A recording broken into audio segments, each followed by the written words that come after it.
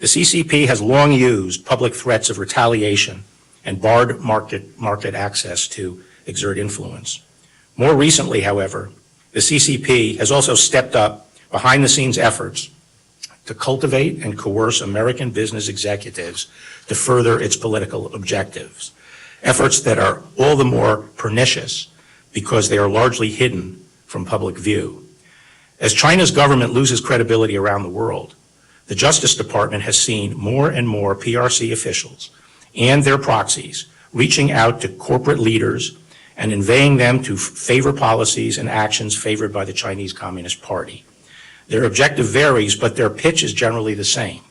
The business person has economic interests in China, and there is a suggestion that things will go better or worse for them, depending on their response to PRC's request. Privately pressuring and courting American corporate leaders to promote policies or U.S. politicians presents a significant threat because hiding behind American voices allows the Chinese government to elevate its influence campaigns and put a friendly face on its pro-regime policies.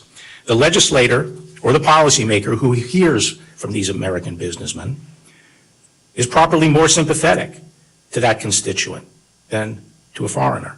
And by masking its participation in our political process, the PRC avoids accountability for its influence efforts and the public outcry that might result if its lobbying were exposed. America's corporate leaders might not think of themselves as lobbyists. You might think, for example, that cultivating a mutually beneficial relationship is just part of guanxi, the system of influential social networking necessary to do business in the PRC. But you should be alert to how you might be used and how your efforts on behalf of a foreign company or government could implicate the Foreign Agents Registration Act.